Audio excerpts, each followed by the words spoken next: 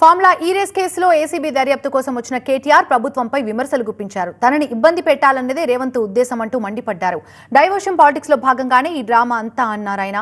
తాను లాయర్లని తెచ్చుకుంటానంటే వాళ్లకు ఎందుకంత భయం అంటూ నిలదీశారు కేటీఆర్. లాయర్లు లేకపోతే తాను ఇవ్వని స్టేట్మెంట్ ఇచ్చినట్టు మీడియాకి లీకులు ఇస్తారని ఆరోపించారు. పోలీసులపై తనకు నమ్మకం లేదని, అందుకే లాయర్లని అనుమతించాలని చెప్పినట్టుగా కేటీఆర్ వివరించారు. రాష్ట్ర ప్రజలను డైవర్షన్ గేమ్లో మరి బిజీగా ఉంచాలనేది రేవంత్ రెడ్డి గారి ప్రయత్నం.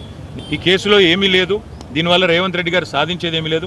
మా ఇంటి మీద రైడ్లు చేసుకున్నా, ఇంకోటి చేసుకున్నా ఆయన సాధించేది ఏం లేదు.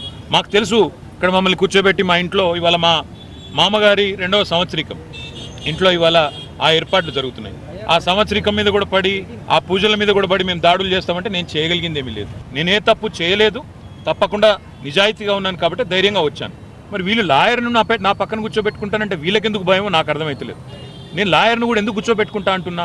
ఓఎస్ఎస్ ఫర్టిలిటీలో టెస్ట్, ట్రీట్మెంట్స్, థెరపీస్ అన్ని scientifically design in the good hands of science. Mummy daddy అవ్వాలంటే ఓఎస్ఎస్ కి కాల్ చేయండి. ఒకటే ఒక కారణం, వీళ్ళు పట్నం నరేందర్ రెడ్డి విషయంలో చేసిన కుట్ర.